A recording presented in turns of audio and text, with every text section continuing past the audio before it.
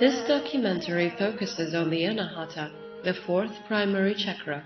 According to the Hindu yogic Shakta in Buddhist tantric traditions, is known as the heart chakra. It is located in the center of your chest and is the place of love, the heart, and nurturing. The heart chakra is the balancing point of the chakra system. It is also called living love center. This is the most important center of all your chakras. The associated color is green. Green is the color of healing, which will stimulate healing that will result in greater self-love. When you have great self-love, you can have more love for others. When this powerful energy center is balanced, it governs the feelings of love, compassion, forgiveness, understanding, caring, empathy, and generosity. The heart is the center of intimacy, and it activates the feelings of affection, warmth, and friendship. As the heart is the most important organ in the body, so is the fourth chakra. It is the most powerful energy center. The reason because love is the greatest power in our life. Love the hearts that hurt you, but never hurt the hearts that love you. The less you open your heart to others, the more your heart suffers.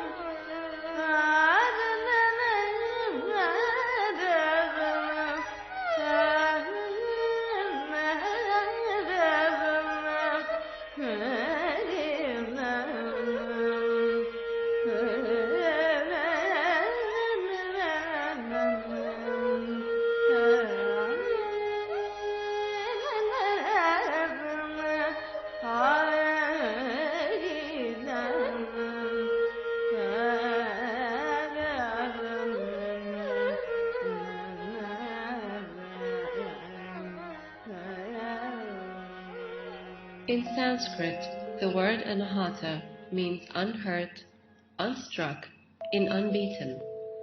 ANHATHANAD refers to the Vedic concept of unstruck sound, the sound of the celestial realm. Anahata chakra symbolizes the consciousness of love, empathy, selflessness, and devotion. This center of force inspires the human being to love, be compassionate, altruistic, devoted, and to accept the things that happen in a divine way. In the Vedic language of Sanskrit, there's a differentiation between inner and outer sound. There is audible sound called ahatha, or struck sound, and is the result of vibration on the physical plane. There is also the anahata, the inaudible inner sounds, which are not the result of some physical vibration, but rather are unstruck, which can be ridden like a flying horse to other planes of existence in meditation. Everything in this world, including human beings, vibrates with the sound within sound. Audible sound is the result of vibration in the physical world and is sometimes referred to as struck sound, ANHATHANADA. ANHATHANADA refers to the inaudible inner sounds that are not the result of some physical vibration, but are unstruck or unconditioned.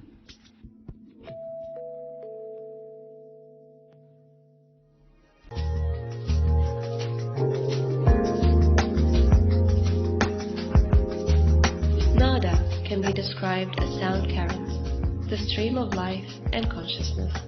cosmic and supercosmic rhythmical vibration. Nada Yoga is about sounds, inner and outer sound vibrations. Sound is energy manifest. All matter is made up of energy, thus all living things have a sound quality to them. The whole world and everything in it has driven from sound. The Bhagavad Gita says that universal energy, God, is the sound of Om. The Bible states, in the beginning was the Word, and the Word was with God, and the Word was God. The Nada Yogi sees the whole macrocosmic and microcosmic world as made up of sound. Inner music or nada is cosmic vibration, the experience of one's own true self, the union with the Supreme, the Absolute I.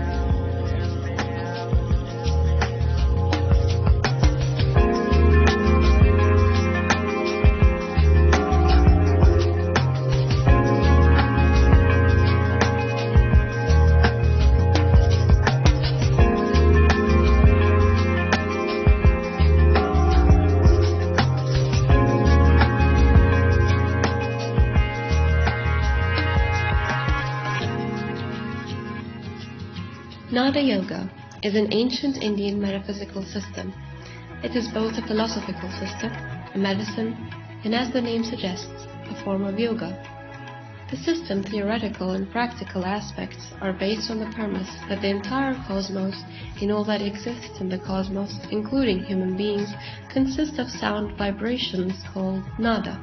This concept holds that it is sound energy in motion rather than of matter and particles which form the building blocks of the cosmos. Nada Yoga is also a way to approach with reverence and respond to sound. Sound and music in this context is something more than just sensory properties and sources of sensuous pleasure. Sound and music is considered also to play the role as a potential medium to achieve a deeper unity with both the outer and the inner cosmos.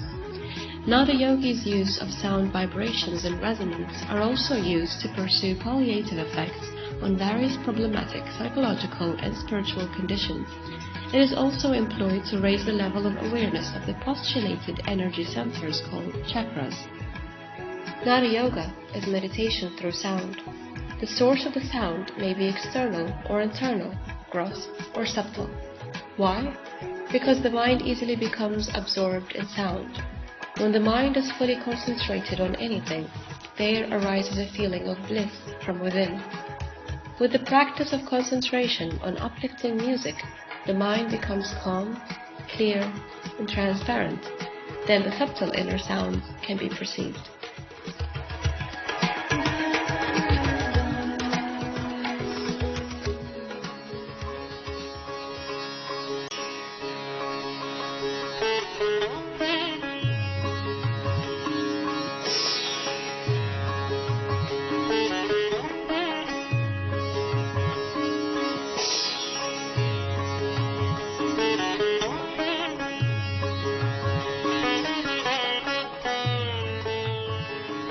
ANHATHA means union with the self by means of nadam, the inner music, the inner light.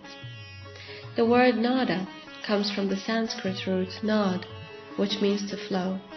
It refers to a process or a stream of consciousness. Nadam is the flow of the inner sound current.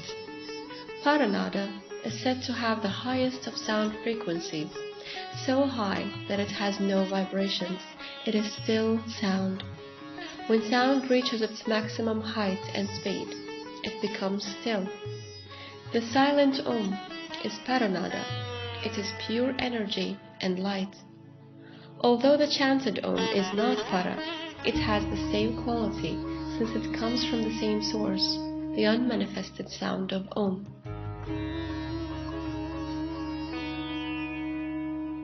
All matter is made up of pure energy.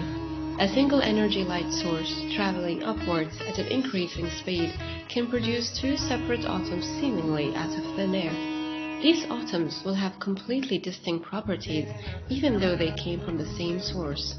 With different frequencies, we all come from the same supreme cosmic energy force.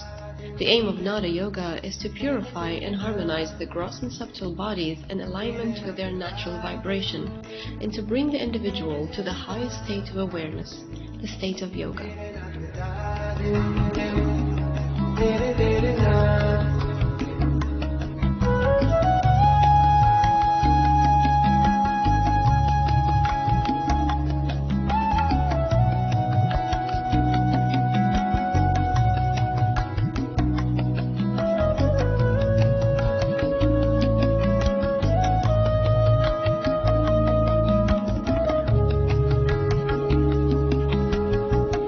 In Nada Yoga practice, we start by just observing the sounds around us.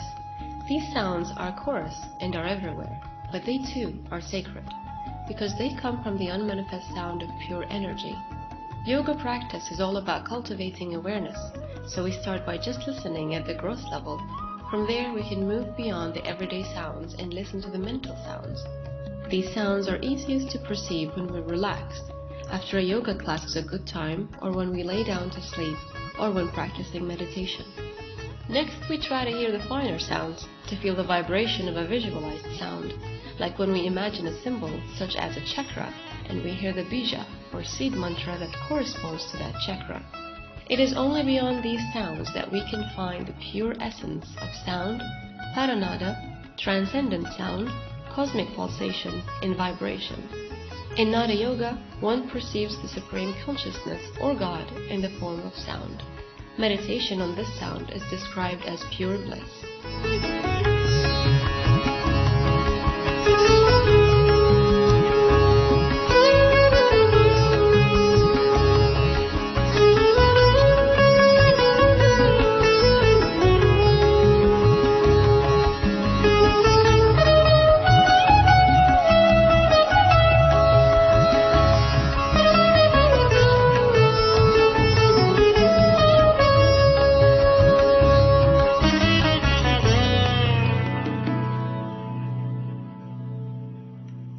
The Nada Yoga system divides music into two categories: internal music, ANHATHA, and external music, AHATHA. While the external music is conveyed to consciousness via sensory organs in the forms of the ears, in which mechanical energy is converted to electrochemical energy and then transformed in the brain to sensations of sound.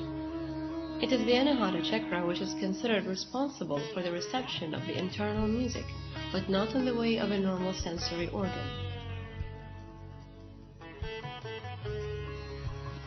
The Anhata concept refers to one's own personal sound vibration, which is thought to be so closely associated with oneself that a person cannot share their Anhata with another human being. In other words, this inner sound is sacred, and once reached will open the practitioner's chakras, which ultimately will unite the body to the divine cosmos.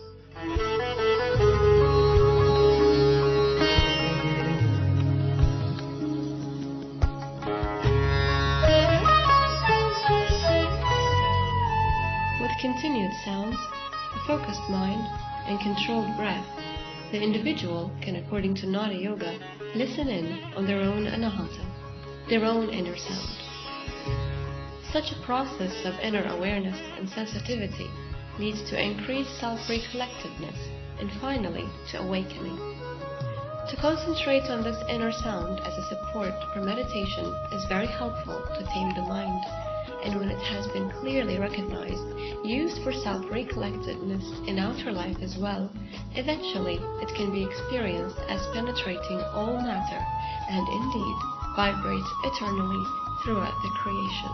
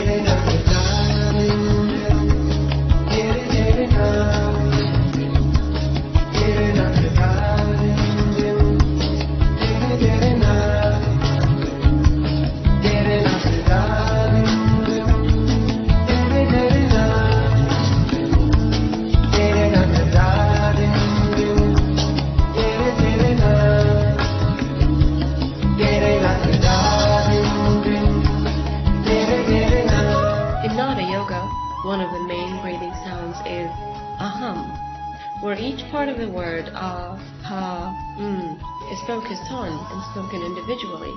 The echoes produced by each of these spoken letters is a time where the yogi should immerse himself in rest. Now, because of the imbalances within the human body, Nada Yoga begins by removing the ailments and impurities by awakening the fire in the body, the jatara, with the use of a sound resembling that of a bee. It is said that there are 4 levels of sound. Listening to these sounds in all their forms is the practice of Nada Yoga. From the grossest to the subtlest, they are as follows. The first is Vikari, chorus sound, available sound, or struck sound. It can be heard and felt through the senses and is produced by hand or by 2 or more objects touching each other. The vibrations of these sounds are limited to a certain frequency. The second sound is Madhyama, mental sound, unstruck sound. This sound has more vibrations than Vikari, so it is a finer sound which is very soft, such as a whisper. The third is Pashyanthi, visual sound, a subconscious sound, like in a dream. When you dream of music or a visualization of the quality of sound, this sound sometimes occurs when all outside sounds disappear and you hear a ringing in your ears or some other internal sound appears. The fourth is Paranada, transcendent sound. This has the highest frequency of all the rest. It is beyond the comprehension of the senses. It is heard in the higher levels of consciousness.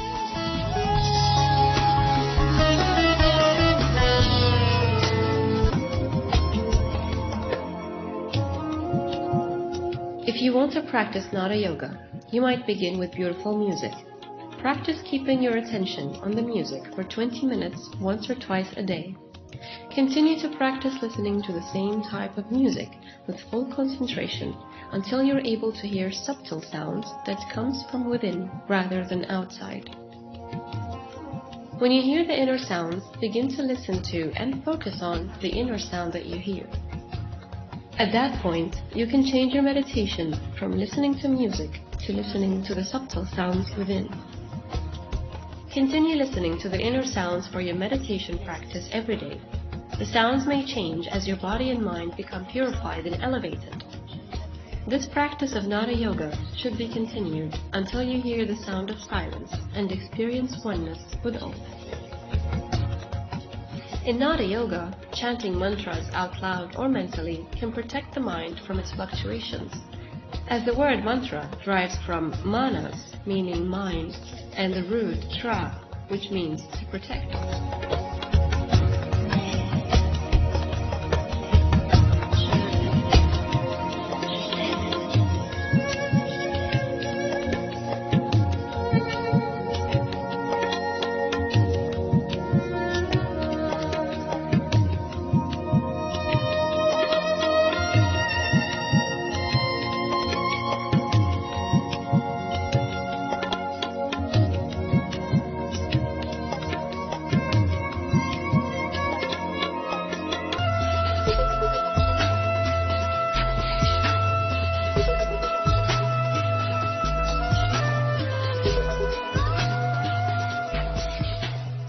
If we can feel that it is not our voice, not our fingers, but some reality deep inside our hearts, which is expressing itself, then we'll know that it is the soul's music.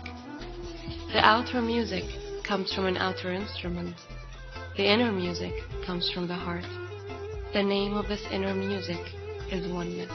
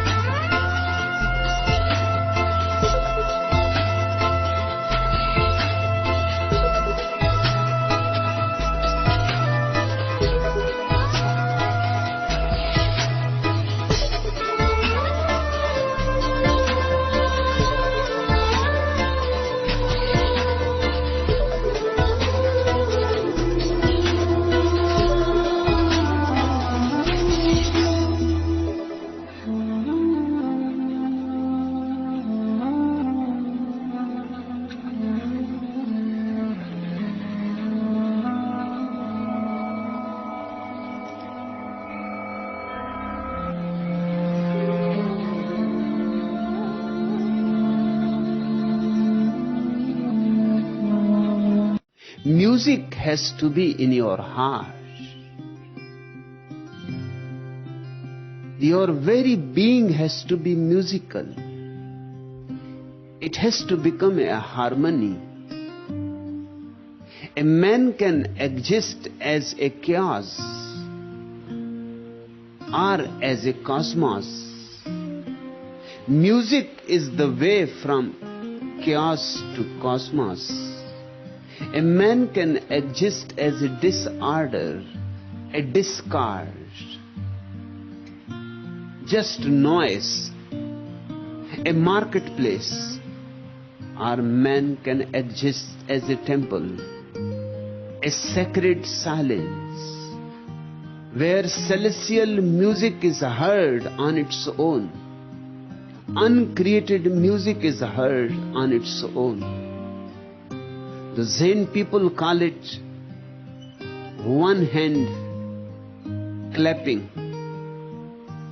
and the sound of one hand clapping. In India,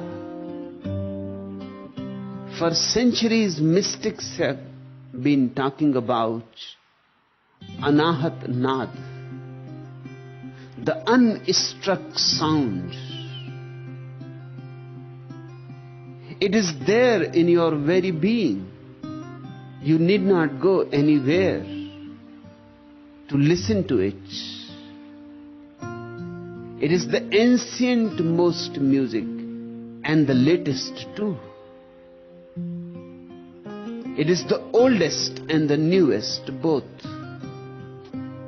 And it is the music of your own being, the hum of your own existence. And if you can't hear it, you are deaf.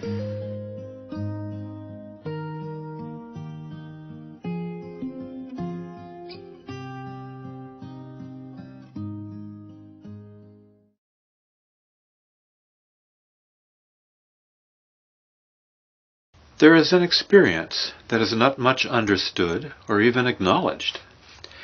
When you are alone and it is quiet, do you hear something? Do you hear something in yourself? Medical science tends to lump all inner sounds under the category of tinnitus. But are all inner sounds tinnitus? A ringing or buzzing vibration in the ears? I didn't think so. In Hinduism, there is an inner sound called ANHATHA dhvani, the unstruck sound, which has no beginning or end. It is heard by meditators. I came to the Vedanta Society in San Francisco to ask about this inner sound, which can have repercussions without training, as we are getting something for which we may not be ready, though the experience itself can be a source of peace. I talked with Swami Tattva Mayananda. So could you tell us what ANHATHA dhvani is? Yeah, ANHATHA dhvani is a transcendental verbal symbol that we hear when we reach a higher level of spiritual evolution, and for that we have to go through a set of spiritual disciplines. Like mostly at the beginning we have to practice yamas and niyamas, which are two set of disciplines mentioned in the Patanjali Yoga Sutras: Ahimsa, Satya, Asteya, Brahmacharya, Aparigraha, Sauja, Santosha, Tapasvadhyaya, Isvarpanidhana. These are 10 disciplines. The first 5 ones are called yamas. The second set of 5 is called niyamas. Now, when you practice these disciplines, your mind and your thoughts and your ideas, your whole emotional and intellectual system get fully established in non-violence, total freedom from greed, any desire for possessing anything, and pure chaste life, a sense of inner contentment, external and internal purity. All these qualities are essential before we take the first step in spiritual life. Once we are established in these disciplines, then we practice meditation, japa, or any of the spiritual practices. Then our progress, our growth will be natural and spontaneous. Otherwise, we may get some fragments of experiences. It can sometimes be even harmful. It can even lead to delusions of grandeur.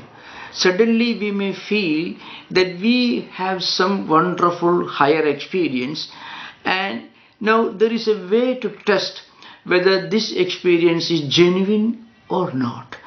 The one important and simple method to test is if this experience gives you a deep sense of internal serenity, calmness, a self-fulfillment, and if it helps you to look upon our life and the world from a sense of serenity and contentment, then that experience as a spiritual element, it is genuine.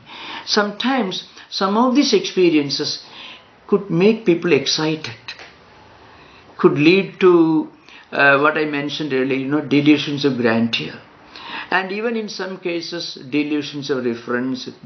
And delusions of grandeur can also lead to delusions of persecution. People are not recognizing me, they are against me. So the reason for this is we are getting something for which we are not ready. See, when we get certain things for which we are not ready, for which our mind is not ready, then instead of being benefited by that spiritual experience, it only comes to us as an aberration. So that's why at the beginning of our life, we must go through certain disciplines, mental discipline and physical discipline. That's why we should practice non-violence, serenity, contentment, pure life, and then we should keep our mind in association or in the world of good ideas. We should feed our mind with good mental food. Good mental food means spiritual food, which we can do by good association, by reading good books, by feeding our mind with good ideas. So these are different ways of preparing ourselves mentally for spiritual practice. This is very, very crucial. Otherwise, in modern times, people practice pranayama, breathing exercises, and some complicated yoga asanas like Shirshasana, Siddhasana. Some of these asanas can lead to serious complications if done without guidance from a teacher, and if you practice it for a very long time. If it is simple exercise, it may not have any bad effect. Nothing. Just like gymnastics. But prolonged practice of complicated mental and physical disciplines without being ready for them could lead to undesirable consequences. After having prepared yourself spiritually to undertake these exercises, and one does experience Anhata Dhvani, what is it like? Then you may hear a deep, a distant, but clear sound. But Anhata Dhvani is not so easy in these modern times. It is not something that you just hear as a result of practicing meditation for a few months or for a few years. And these practices should be taken up under the guidance of a teacher. If we don't practice them under the guidance of a teacher, sometimes we may not be able to really find out what is going on in our mind. So we should get our mind ready before we take up these practices. Again, there is a simple test. If you get any spiritual experience, and if that gives you an intense, a deep sense of contentment, serenity, a spontaneous, natural, effortless peace, feeling of peace and happiness, and if that also expresses in the form of compassion, broad-mindedness, love and good feeling towards others, not only human beings but the whole creation, then it has a spiritual element in it. That's one way to test. If an experience gives us a subjective feeling of inner contentment and serenity, and if it expresses in our interaction with others in the form of compassion, broad-mindedness, then it is spiritual. But if it leaves in our mind some kind of irritation, confusion, then it is not to be taken seriously. We should not worry about it. We should consider this as something that happens in the process of our spiritual practices. We should not let our mind ponder too much over that. Swami, have you met people who have had this experience? I have met some spiritual persons who mentioned, but they do not reveal this.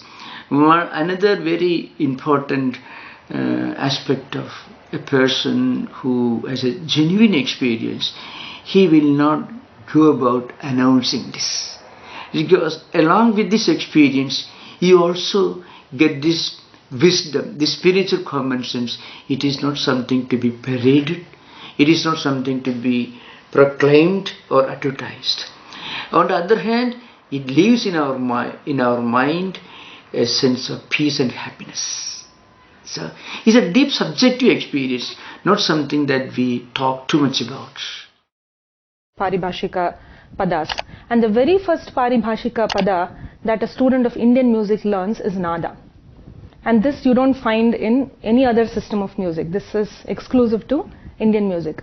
And if we have to see how it is defined, Sangeeta Ratnakara, an authoritative treatise that was written around the 12th, 13th centuries by Sharngadeva, it defines nada as nakaram prananamanam dakaram analam viduhu jata pranagni samyogat tena nadobhidhiyate.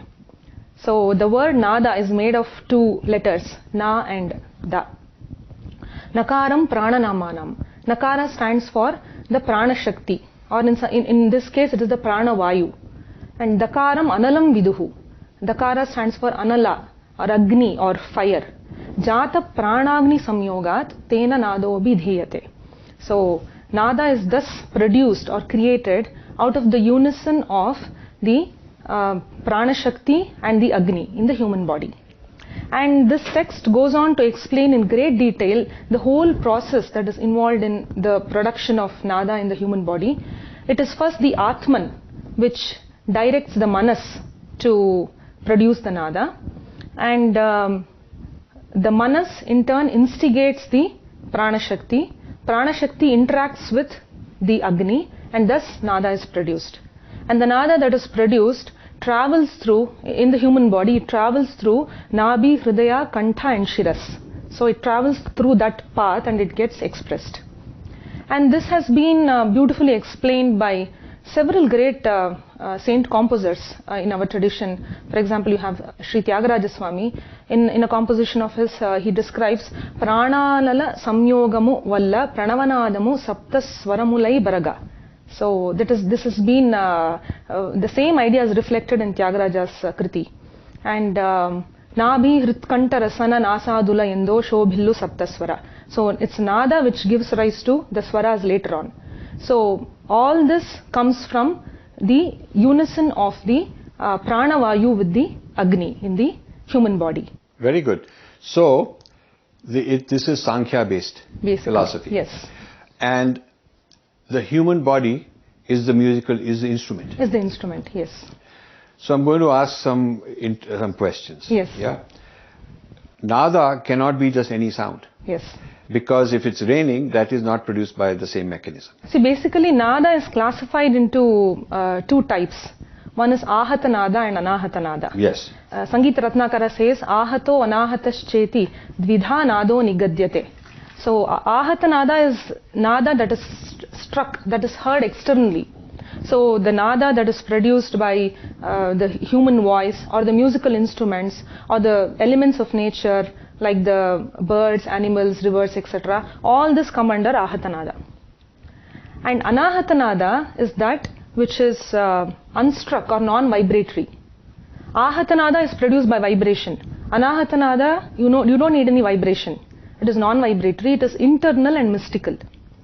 So this is something which is not audible outside, but it has to be experienced. It is something that can be experienced by only great yogis or sadhakas who have had spiritual insights, deep spiritual insights. So the anahata, how is it related to Carnatic music? Because here you are vocalizing externally. Yeah, we are now dealing with only Ahathanada. Okay. Anahata is another possibility when you internalize and become a yogi.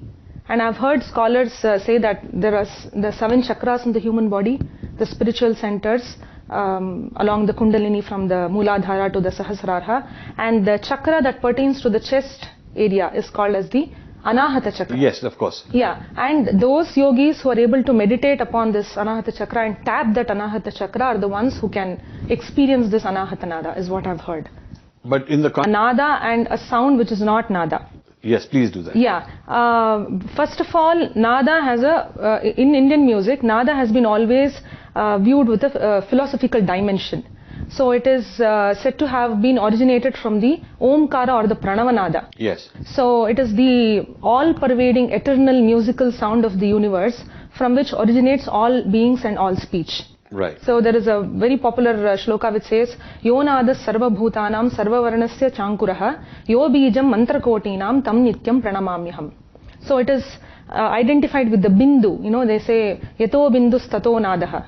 And Matanga's Brihaddeshi, 6th century text, it says, Tato bindus tato nadas tato matras tvanukramat. So it is the root or the center point of the creation or the cosmos from which everything else emerges. And it is nitya and anirvachaniya. It's always there in the creation. It never dies. It is something which doesn't have a beginning or an end. It is eternal. And after having explained all these things about nada, beyond a point it is anirvachaniya. Yeah. It is inexplicable. Yes. You just have to explain. Non-conceptual. Yes. Yeah. And coming to the practical aspect of nada that we see in music, not just Carnatic music, both Hindustani and Indian music, because both Hindustani and Carnatic music are based on the same principles of nada. The very sound of the letter na and da, the soft syllables, so they are suggestive of melody. And one special feature which distinguishes nada from a sound which is not nada is, nada, the quality that nada must have is avichinnata or dairghya. It must be long enough. So there must be that continuous sustained musical sound. So if I clap, this is a sound. But if I ring a bell, that is nada. If I hit on wood, that is sound. But if I hit on a stretched membrane, animal skin, which like a mridangam or a tabla, a musical instrument, percussion instrument, that is nada. If I say that will be sound. But if I say that will be nada. So the basic quality of that nada is it must have a continuity, it must be a sustained sound, it must be a musical, melodious, pleasing sound. The philosophical dimension of nada, the speciality of this Indian concept of nada is that in India, God has been conceived of as Nada Brahman. So yes, he is being perceived as the personification or the very embodiment of nada. And through Nadopasana, Sangeetopasana, or the worship of nada, you are trying to reach him. So the means and the end are the same. So worship of nada, in order to experience the supreme reality, which is the embodiment of nada. So that is a very special concept, which is India's contribution to world thought. And this whole process is called as Nada Yoga. So we have so many great musicians, highly gifted musicians, divine saint composers who have dedicated all their lives for music, and they have experienced this supreme reality in the form of nada through Nadopasana, and they are called as Nada Yogis. And these ideas are very well reflected in Sangeeta Ratnakara, which says, Chaitanyam sarva bhutanam vivritam jagadatmana nada brahma tadanandam advitiyam upasmahe. I worship that matchless and blissful Nada Brahman, who is the very consciousness in all beings, and who is manifest in this entire creation. Nadopasanaya deva brahma vishnu maheshwaraha bhavantyupasita nunam yasmadete tadatmakaha. So the gods, Brahma, Vishnu and Shiva are all indeed embodiments of Nada. And through the worship of Nada, you are going to worship them. So that is the whole concept in India. And this idea has been reflected in several compositions by our own saint composers, like the greatest of them is Sri Tyagaraja, who says in many of his compositions, he says Nadatmaka Tyagaraja, Pranavanada Sudarasam Vilano, Nada Tanumanisham Shankaram Namami. I worship Lord Shankara, who is Nada Tanu, who is of the form of Nada. And that's a beautiful composition which explains how the 7 swaras of music have emerged from the 5 faces of Lord Shiva and so on. And even in compositions by Muthuswami Dikshitar, he says Anirvachaniya Nada Bindo, he says Nada Bindu Kalaspadam. And Arunagirinath's composition, he says Nada Bindu Kaladi Namo Namo. So the whole idea, this sublime nature of Nada, that the exalted status that is given to Nada is something which is unique only to Indian culture, which you don't find in any musical culture anywhere in the world. So given this very profound description of Nada, how is it different from sound? No doubt Nada is also sound basically, but any sound cannot be considered as Nada. Only a pure musical, continuous, sustained melodic sound which can be perceived in the aforesaid philosophical background can be considered as Nada. And if sound may represent only Shabda. In fact, Shabda is used in 2 senses. It's used in the sense of a word. It is used in the sense of sound that we hear. So when I say sound, it can mean Shabda or Dhvani, but it not necessarily means Nada. And if I just say sound, this whole philosophical background is lost. The concept of Nada Brahman is lost. The concept of Nada Yoga is lost. Nadopasana is lost. So identifying the eternal musical sound of the universe as unified with the Bindu, the root of the creation, that is lost. So that is the entire philosophical dimension gets diluted if you say Nada is equal to sound. And one more thing is, no such concept is to be found in any book on the theory of Western music. So they don't have a concept of Nada.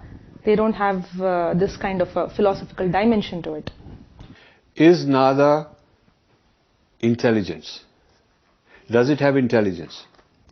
Nada is, I mean, it's a form of creation. I mean, just like if you say Brahman.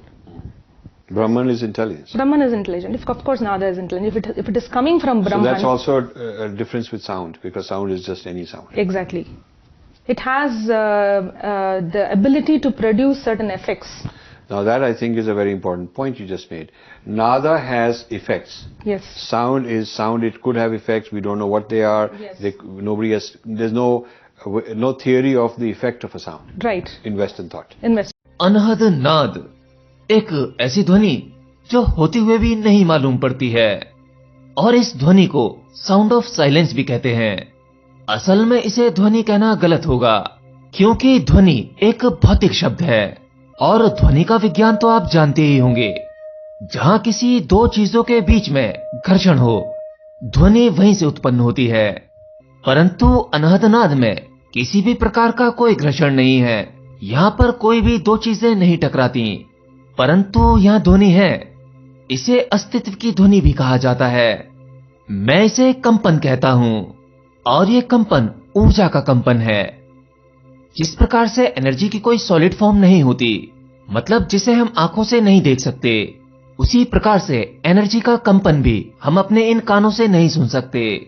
उसके लिए आपके भीतरी कान सक्रिय होने चाहिए, और ये संभावना आप सबके शरीर में पहले से ही मौजूद है, जिसे सक्रिय करके आप अपनी भीतरी चीजों को पकड़ सकते हैं। तो इस समस्त अस्तित्व में एक ध्वनि है जिसे हम अनहदनाद भी कहते हैं, और ये ध्वनि ऊर्जा के कंपन होने से आ रही है। इस सृष्टि के बनने से पहले भी यहाँ ऊर्जा मौजूद थी, ध्वनि तब भी मौजूद थी, और ये नाद मतलब ये ध्वनि इस सृष्टि के खत्म होने के बाद भी रहेगा ना जाए। दुनिया में बहुत कम लोगों को ईश्वरीय कृपा घट जाती है, जिन्हें बिना किसी प्रयास के अनहदनाद सुनाई देने लगता है। वो कुछ लोग साउंड ऑफ साइलेंस को सुन सकते हैं, और कुछ लोग जो उसे सुनने का प्रयास करते हैं अपनी आंखें बंद की और शांति से बैठ गए और इंतजार कर रहे हैं अनहदनाद के सुनाई देने का। तो मैं आपको बता दूं, जब तक आप आंखें बंद करके अनहदनाद को सुनने का प्रयास करेंगे तब तक आपको वो सुनाई नहीं देगा। नाद की ध्वनि कैसी होती है आप उसकी कल्पना करके एक्साइटेड हो रहे होंगे। दिखने में आप शांत बैठे मालूम पड़ोगे, परंतु आपके भीतर कहीं ना कहीं सूक्ष्म तल पर एक द्वंद चल रहा होगा और वो हल्का सा द्वंद आपको अनहदनाद नहीं सुनने देगा। मतलब जब सुनने वाला भी अब्सेंट हो जाए, सुनने वाले की भी दखल अंदाजी ना हो, सब कुछ शांत बैठ जाए, तब केवल आपको उस कंपन की ध्वनि महसूस होने लगेगी। क्योंकि आपका शरीर भी केवल ऊर्जा मात्र है। आपके शरीर में और शरीर के बाहर, मतलब वो और ये खाली स्थान खाली नहीं है, ये ऊर्जा से भरा हुआ है। तो इस ऊर्जा के कंपन की आवाज आपके बाहर भी है और आपके भीतर भी। गहन शांति में आपको वो कंपन सुनाई देने लगेगा। लेकिन अगर फिर भी आप इतने शांत ना हो पाते हो और आपको अनहदनाद ना सुनाई दे, तो आपको एक प्रयोग करना चाहिए। नाद की इस ध्वनि को भौतिकी रूप देना चाहिए, जिसे हम मंत्र उच्चारण कहते हैं। असल में मंत्र उच्चारण में नाद की वह ध्वनि छुपी होती है जिस ध्वनि को आप अपने मुख से उत्पन्न भी कर सकते हैं। मंत्र उच्चारण करते करते आपका अस्तित्व, आपके शरीर का कण कण उस मंत्र के कंपन से गूंजने लगता है और आपके शरीर की सूक्ष्म क्षमताएं सक्रिय हो उठती हैं। फिर जिसकी वजह से अब आपको मंत्रोच्चारण की आवश्यकता नहीं पड़ती, क्योंकि अब आपकी वह इंद्री सक्रिय हो उठती है जिससे आप अपने भीतर के कंपन को सदैव सुन सकते हैं। देखिए, मंत्रोच्चारण एक या दो बार नहीं किया जाता। किसी भी मंत्र को बार बार रिपीट करने का चलन है, और वो चलन केवल इसीलिए है कि मंत्र को बोलते बोलते वह मंत्र तुम्हारी श्वासों में, तुम्हारे कण कण में रम जाए और शरीर द्वारा नाटक करते करते धीरे से आप अपनी सत्यता में प्रवेश पा लें और उस खास मंत्र की ध्वनि को सुन सकें जिसे ये अस्तित्व जप रहा है, अनंतों काल से जप रहा है। देखिए, जब आप कोई मंत्र उच्चारण करते हैं तो उस मंत्र की ध्वनि आपके सामान्य शब्दों की ध्वनि से अलग होती है, क्योंकि हर एक मंत्र में एक प्रकार का कंपन होता है। पहले उस कंपन को बनावटी आपको अपने मुख से निकालना होगा और फिर धीरे धीरे आपके द्वारा किए जा रहे मंत्र उच्चारण की ध्वनि, उसकी तरंगें आपके भीतर मौजूद उस मंत्र उच्चारण की ध्वनि को पकड़ लेंगी। जो अनहदनाद की तरंगें आपके भीतर और बाहर बह रही हैं, और फिर दोनों एक हो जाएंगे। आपके मंत्र एक सेतु का काम करेंगे। लेकिन एक बात याद रखना, आजकल एक चलन चल रहा है खुद को और ईश्वर को धोखा देने का। मतलब आज के हम लोग अपने व्यापार या बिजनेस में इतने ज्यादा व्यस्त हैं कि हमें ध्यान, पूजा पाठ और मंत्र उच्चारण या फिर ईश्वर के लिए बिल्कुल भी समय नहीं है। सिर्फ हमें धन जोड़ना है, जीवन में नंबर 1 या सफल होना है। लेकिन इसके चलते कुछ लोग ईश्वर को भी इग्नोर नहीं कर पाते, तो वह किसी मंदिर में जाकर वहां के पंडित को कुछ पैसे दे देते हैं और अपने लिए मंत्र उच्चारण करवा लेते हैं, या फिर किसी पंडित को अपने घर पर बुलाकर उसके द्वारा मंत्र उच्चारण करवाते हैं, जिससे आपको कोई भी फायदा नहीं होने वाला। अगर आप स्वयं मंत्र उच्चारण करते हैं तब आपको किसी भी पंडित की आवश्यकता नहीं है, किसी भी प्रकार के कोई विधि विधान या पाठ की आवश्यकता नहीं है। आप अगर स्वयं अपने मुख से मंत्र उच्चारण करेंगे तभी आपको उसका लाभ मिलेगा। म्यूजिक सिस्टम लगाकर या हेडफोन लगाकर मंत्र सुनने से भी कोई फायदा नहीं है। मंत्र उच्चारण की ध्वनि तो स्वयं आपको अपने कंठ से निकालनी चाहिए, तभी आप सही गति कर पाएंगे और एक ना एक दिन आप उस अनहद नाद को सुन पाएंगे जो स्वयं ईश्वर की ध्वनि है, ईश्वर का ही कंपन है। मतलब जो नहीं है वही है। दोस्तों, कुछ चीजें ऐसी हैं जिन्हें मैं बोलने का प्रयास तो करता हूं, परंतु शब्द ढूंढते ढूंढते मुझे या तो शब्द नहीं मिलते या मैं स्वयं ही मौन हो जाता हूं।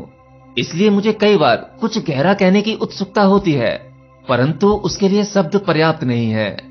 इसलिए मैं कभी कभी रिकॉर्डिंग करते करते मौन हो जाता हूं और शायद आप में से कुछ लोग मेरे उस मौन को पकड़ पाते हैं।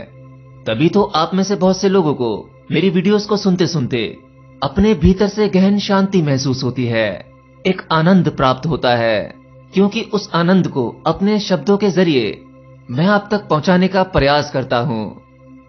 ज्यादातर लोगों ने क्या किया, जिस तरह से साउंड ऑफ साइलेंस तक पहुंचे तो उन्होंने सोचा यही रास्ता है वहां तक पहुंचने का। जैसे फॉर एग्जांपल कोई नीति नीति करके पहुंचा वेदांता के थ्रू, तो उसने वेदांता रिकमेंड कर दिया आपको, that person is basically a Vedantin. कोई मेडिटेशन करके पहुंचा तो उसने आपको बोल दिया आप ये मेडिटेशन करो। कोई अलग तरह की मेडिटेशन से पहुंचा, उसने बोला ये मेडिटेशन करो। उसको अगर 20 साल लगे वहां तक पहुंचने में, उसने कहा कि आपको भी 20 साल लगेंगे वहां तक पहुंचने में। तो जो जिस रास्ते से वहां तक पहुंचा उसको लगा कि क्योंकि मैंने ये सब किया इस वजह से मैं वहां तक पहुंचा। तो शुरू में मुझे भी ऐसे ही लगा कि मैंने इतनी तरह की मेडिटेशंस करी, इतनी तरह की चीजें हुई। बहुत सारी चीजें हैं जो मिस्टिकल है, जिसके बारे में मैं बात करना पसंद नहीं करता हूं, but lot of things happened to me during meditation. तो फिर अब क्या होता है कि वो सब जो चीजें हुई ना, तो मुझे लगा कि शायद वही रास्ता होगा। मुझे लगा कि शायद ये अवेकनिंग होती है तब जाके साउंड ऑफ साइलेंस परसीव होती है।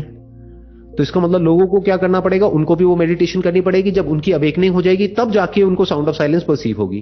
बट मैंने क्या किया कि एक्सपेरिमेंट कर दिया, जो पास में आई एम नॉट श्योर किसी ने किया या नहीं किया। मैं सीधा गया अपने बेटे के पास में। At that time I think it was around 5 years back, so at that time he was 8 years old। मैं उसके साथ में बैठा जाकर के, मेरे घर पे ऊपर एक मेडिटेशन का बड़ा सा पिरामिड बना हुआ था, और मैंने कहा कि भाई ऐसी कोई आवाज आ रही है क्या? तो पहले तो उसने थोड़ी देर सोचा, क्या था कैसी?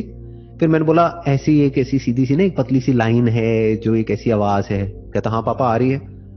And that was a kind of a moment for me कि मेरे सारे फंडे हिल गए।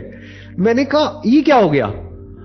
मतलब मुझे ये लग रहा था शायद ये करके वहां तक पहुंचा हूं मैं, और मैं कुछ स्पेशल हूं जो मैं इसको परसीव कर पा रहा हूं और कोई नहीं कर पा रहा है। ये सब जो योगा है और ये प्रैक्टिसेस है, ये बेसिकली एक बॉडी को ऐसा बनाने के लिए है कि वो बच्चे के जैसी हो जाए। बट बच्चे को योगा की जरूरत नहीं है, किसी एक्सरसाइज की जरूरत नहीं है, क्योंकि बच्चे की बॉडी ऑलरेडी फ्लेक्सिबल है, उसका माइंड ऑलरेडी अभी कंडीशन नहीं हुआ है, इट्स ऑलरेडी देयर। बट मैंने अपने पेरेंट्स के साथ में ट्राई किया, उनको नहीं परसीव हुई, आज तक नहीं हुई। उनके साथ में बड़ी उन्होंने कोशिश करी, मेडिटेशन किया, ये किया वो किया। क्यों? क्योंकि उनकी बॉडी की और माइंड की इतनी ज्यादा कंडीशनिंग हो गई है कि मे बी अब उनको बहुत ज्यादा योगा प्राणायाम और ये सब करना पड़ेगा, तब जाकर के उनको परसीव होगी। तो अब समझ रहे हुआ क्या है कि ये बेसिकली एक तरह का एक शॉर्टकट है, it's kind of a bypass, कि आप सीधा वहां तक पहुंच गए। तो ये मेरी अप्रोच थोड़ी सी अलग है, तो ध्यान से समझना। मैं आपको एक बात बताता हूं, एक बहुत बड़ा सीक्रेट बताता हूं। I have met lot of people जो पिछले पता नहीं कितने सालों से वेदांता पढ़ा रहे हैं, पता नहीं कितने सालों से मेडिटेशन कर रहे हैं तरह तरह की। I have travelled almost all over India and even in Bhutan and other parts of the world, जहां पर जा करके मैं ज़ेन मास्टर्स से भी मिला, इनसे भी मिला, उनसे भी मिला, बुद्धिस्ट ट्रेडिशन से भी मिला, वेदांतिन से भी मिला, सबसे मिला। लॉट ऑफ पीपल जिनको एक एक मंत्र रटा हुआ है उपनिषद्स का, but they have got no clue about the sound of silence, कि ऐसा कुछ भी एग्जिस्ट करता है, कि सारे वेद सारे उपनिषद इसी की बात कर रहे हैं। They don't know that. एक है बात करना किसी चीज के बारे में, एक है उसका एक्सपीरियंस होना, दोनों अलग अलग चीजें हो गई ना। तो ये दो अलग अलग चीजें हैं। एक है understanding of the self, that is called self knowledge, आत्मज्ञान। एक है एक्सपीरियंस ऑफ द सेल्फ, उसको बोलते हैं आत्मबोध। ये दोनों जरूरी है, एक के बिना दूसरा अधूरा है और दूसरे के बिना पहला अधूरा है। क्योंकि एक्चुअल में आप ये मान लो, उनको पानी के बारे में नॉलेज सारी है, बट पानी कभी चखा ही नहीं है, पानी कभी पिया ही नहीं है। दूसरा आदमी है, उसने पानी तो पिया है, बट पानी की साइंस नहीं पता है। So this science of water और the knowledge of water is Vedanta, and the water is the sound of silence. दोनों जरूरी है।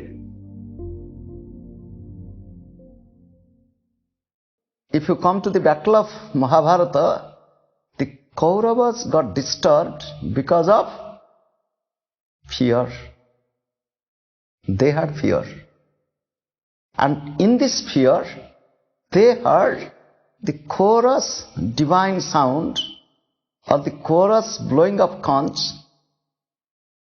Nothing else, no other instrument, only conch. 18 people blowing their conch, their names are given, and others might have joined. When they joined in a chorus way, their hearts got disturbed. This word tumula was previously used when the Kauravas started beating their drums, kettle drums, khans, that Gomukha, Pranava, all these, when they are blowing, there was also the same word tumula. Here it is used the same words tumula. The Pandavas blew khans. Kauravas were worried, not the Pandavas. Here it is not written, the Pandavas were worried, their hearts were disturbed. The Kauravas were disturbed. Now, go to the inner meaning. The inner meaning is a sincere seeker or a sadhaka listening to sound. At the same time, he is combining his own Vijamantra with that sound. And while listening to that sound, lower tendencies got worried. When the lower tendency got worried, the Pandavas were not worried. So in us, there are two attitudes remaining simultaneously. We'll call it as Dhartarashtra Bhava, Pandava Bhava. The attitude of the children of Dhritarashtra, the attitude of the Pandavas. Sometimes people listening to the sound get disturbed. They think something wrong going on within me. What is going on? Some people, without knowledge of what the sound is, they think I'm sick, I have some trouble in my ear. Some people. Sometimes the sound which we listen to, ANHATHANADA, might come to a person without knowledge. He doesn't know. So if he doesn't know and hears this sound, what he will tell? I have ear problem. When they go to the doctor, what the doctor? The doctor's doctor will not understand what it is. Okay? For example, if anybody who is not acquainted with this path, the path of inner journey, divine sound, divine light and all these, and if you go on telling, in meditation one hears or I hear, somebody will tell, it is all fantasy, imagination. How come you can hear, I don't hear? They cannot believe, they cannot understand. However, Dhartarashtra Bhava, it is the attitude of fear. When it is attitude of fear, they get worried, they get disturbed. And Pandava Bhava, the attitude of the Pandavas, it is the unified effort with knowledge and love. So they got inner joy, inner progress, inner strength.